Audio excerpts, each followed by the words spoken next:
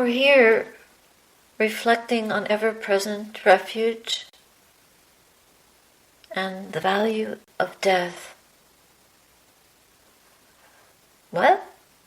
The value of death? Yeah, the value of death.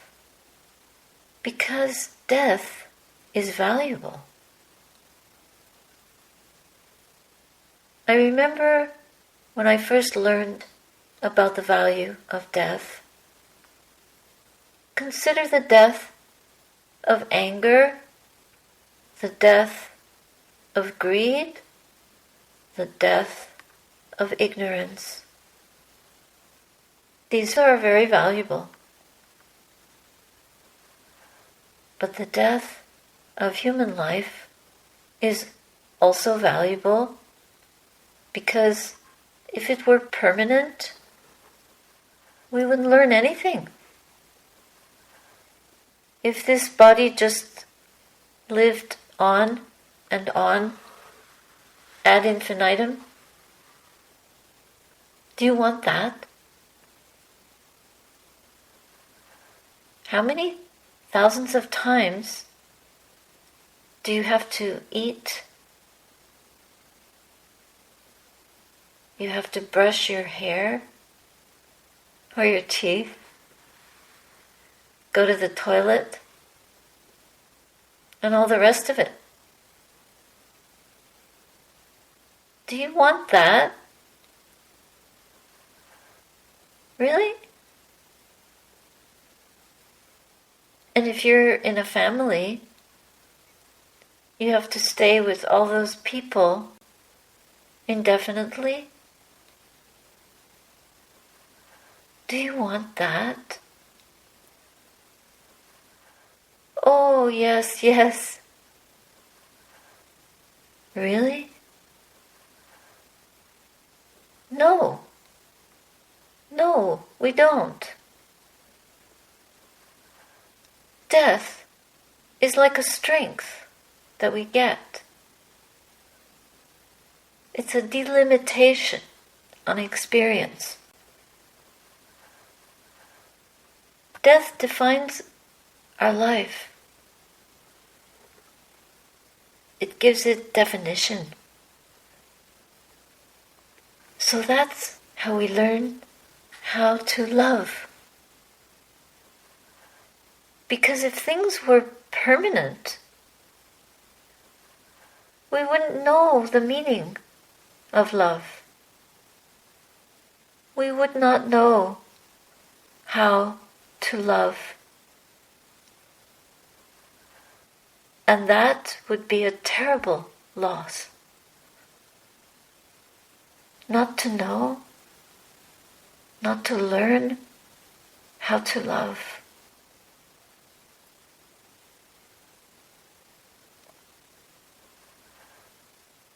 That's why in the Deva realm, where there is little or no suffering, it's hard to understand or fathom the Dhamma. Because there's so much pleasure. But if something is there and you lose it, then you would value what you had. But if it's never lost, then we just take each other for granted. Because we are deluded. So the value of death. I remember Sayadaw U Pandita, bless his heart. He gave me the 10 seminary precepts in Burma 33 years ago. I was on a retreat, and he told me that one of the yogis on the retreat came to him crying because her mother had been on the retreat and she died. I was quite young then, and I thought it was so sad. The mother dying on the retreat. Because I did not understand then the value of death. I would have been so happy if my mother had been on the retreat, and so sad if she had died on the retreat.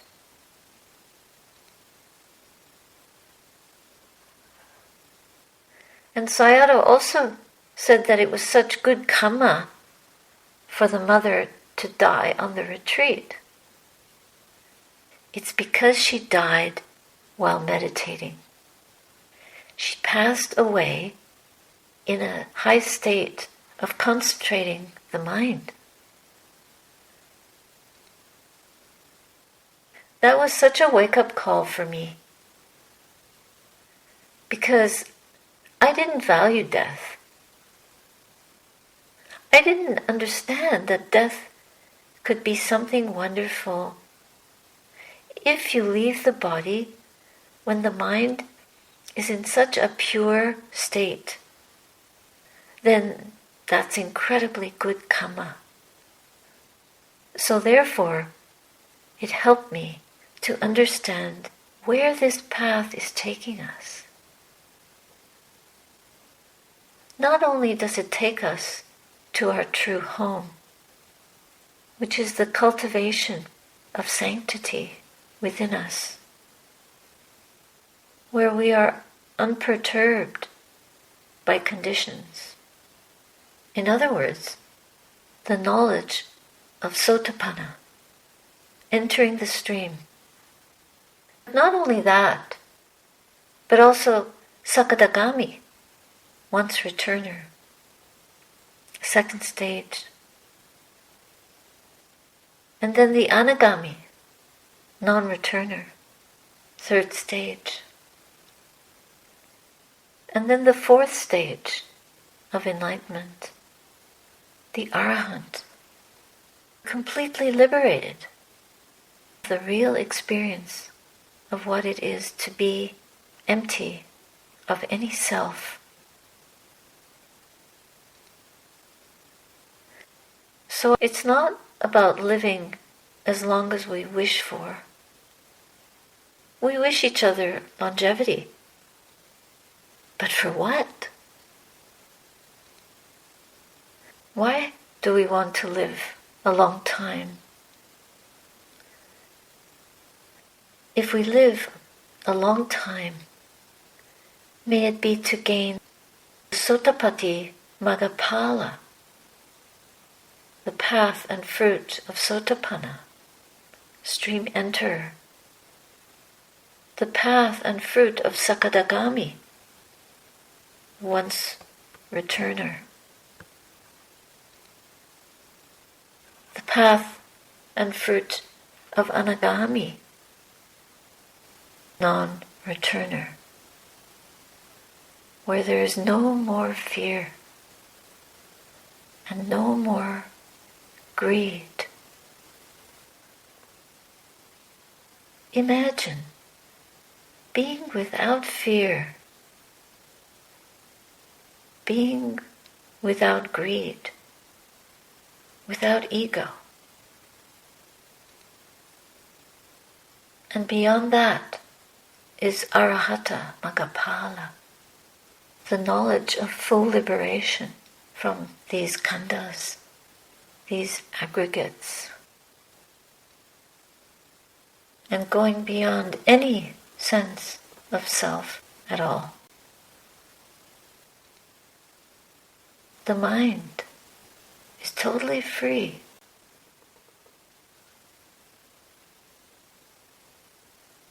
This is the most priceless journey.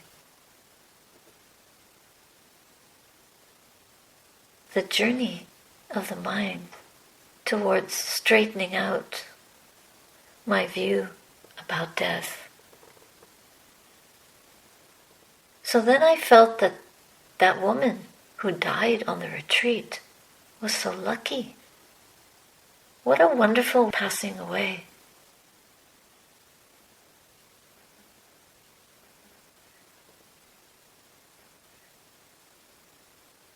I wanted to read for you the first 2 verses of the Dhammapada.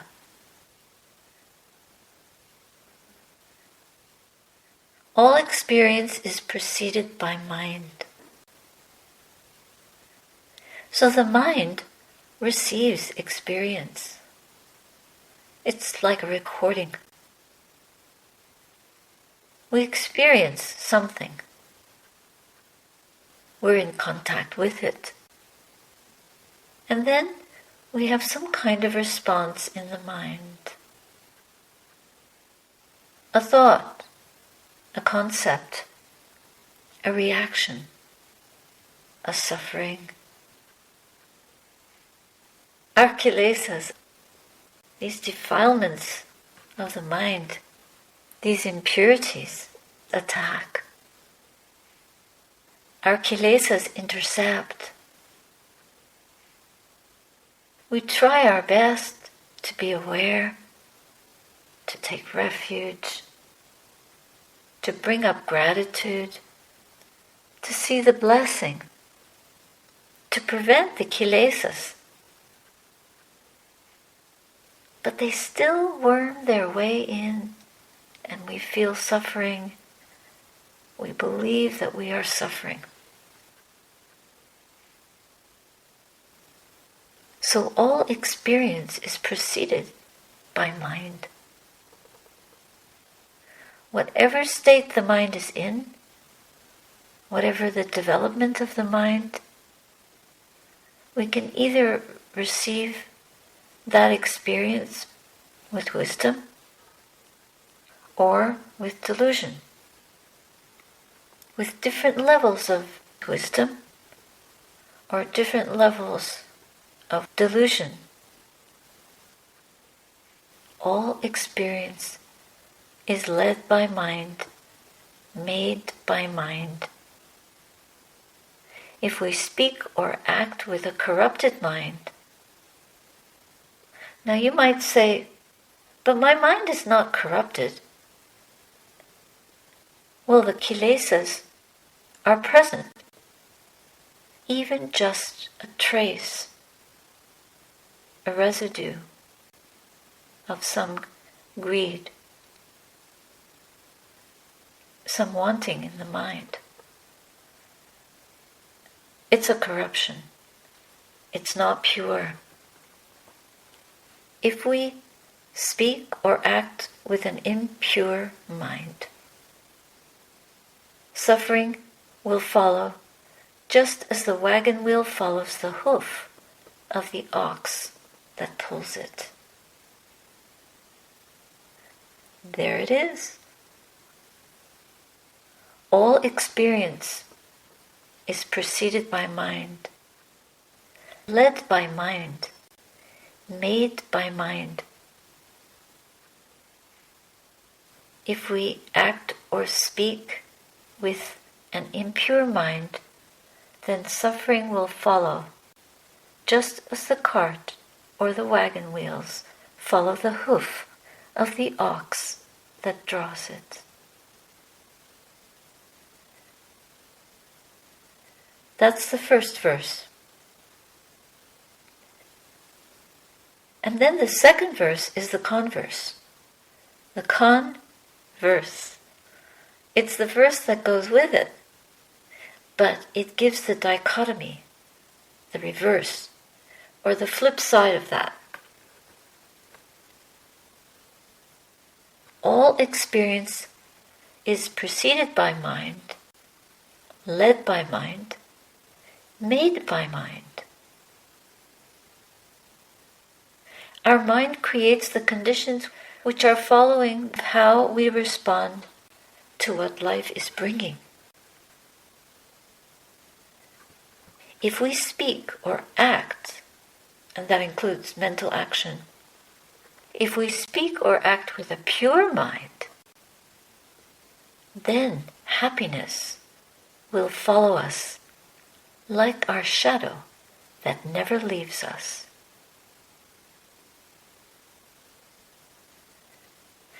So, if the mind is pure, if the mind is truly at peace, then whatever it's picking up, it will pick it up with that purity and with that wisdom. And that will follow the mind, just like our shadow.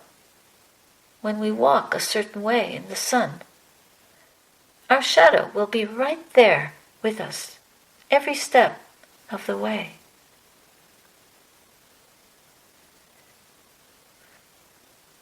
When we read these verses, we are reminded that we're beings of belief, easily deluded by our beliefs, by the state of the mind, in such a way that we believe things that are unbelievable.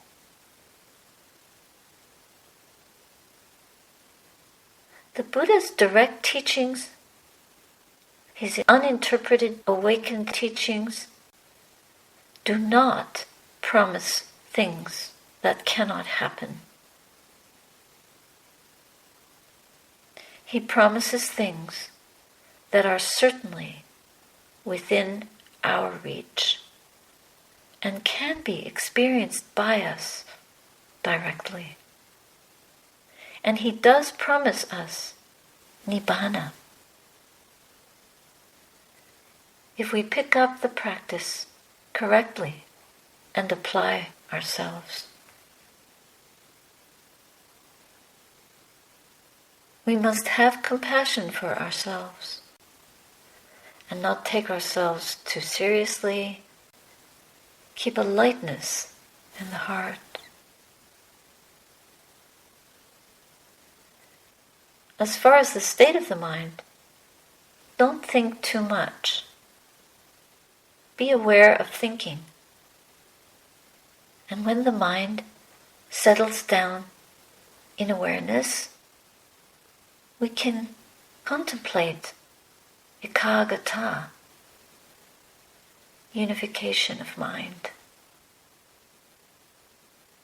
That awareness is a mental instrument, not a physical thing. It's a process, a faculty, like a department, not like in a school. But in this case, it's a mental skill which helps us to experience our experience more and more truly, more and more directly, more and more clearly. It's as if you're holding a camera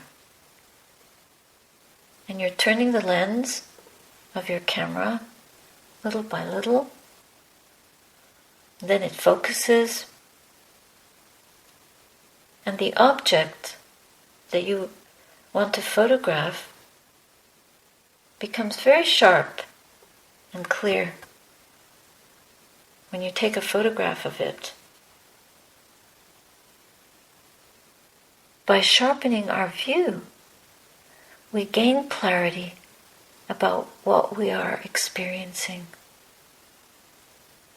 We use the mind in a Dhamma way.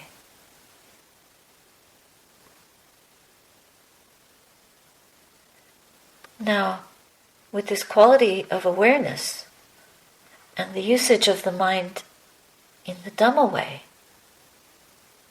the photograph of what we are seeing is enabling us to understand and see the object as impermanent, as suffering. We see it's empty of any core essence. It's changing in front of our eyes, and we can do nothing with it. We can't stop it. We want it to stay beautiful, and it doesn't. So, our seeing changes. what do we see? We see in the object of awareness the impermanent nature.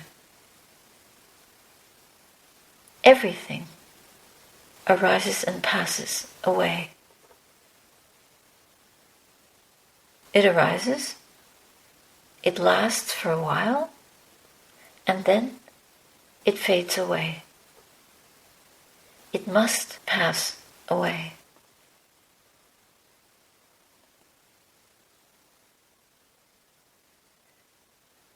The Buddha's cousin, Nandi, was very, very beautiful.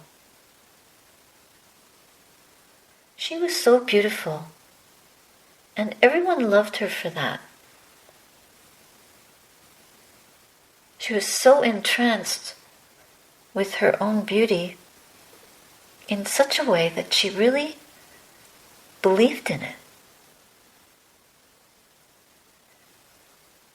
Then all her relatives became disciples of the Buddha.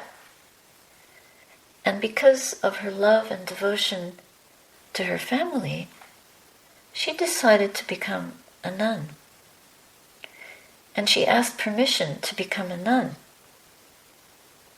But the Buddha told her that her physical beauty would become an obstacle for her.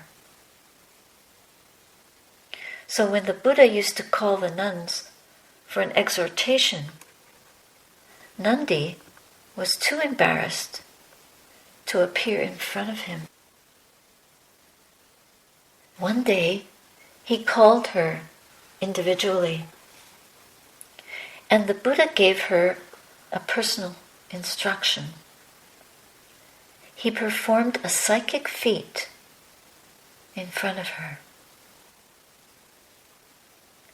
so that instead of seeing her own beauty, Nandi saw the image of herself as a beautiful young woman, grown old and decrepit, with broken teeth and wretched-looking skin. So, when she saw that, her mind turned to the Dhamma.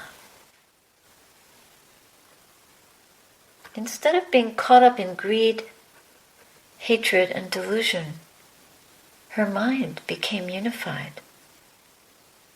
It was no longer scattered and discolored by the poisons of the mind, like being intoxicated with beauty.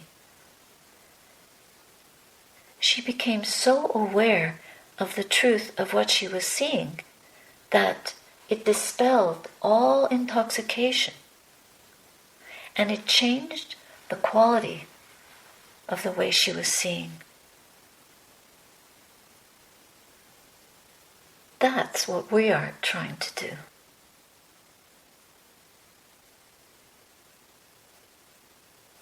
And then she entered the stream. Through her diligent practice, and she eventually became an arahant, a fully awakened being. So the reason that we want to see more clearly is so that the mind is no longer divided, fractioned, fragmented by the poison of greed, of ill will, of restlessness,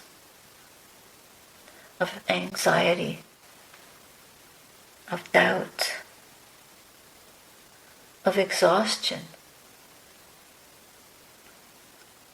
All of these opinions, resentments, judgments about ourselves and others, all our wrong views divide and fragment, weaken and disempower our ability to see clearly.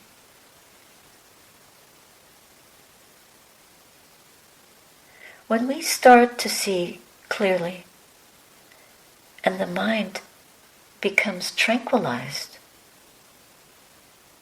There is no more intoxication with the world. And that is the ekagata. The mind becomes unified. The mind is fully aware with a revolutionary quality of awareness. It's a more awakened awareness. And that's what we long for. Citta vimutti, the awakened awareness.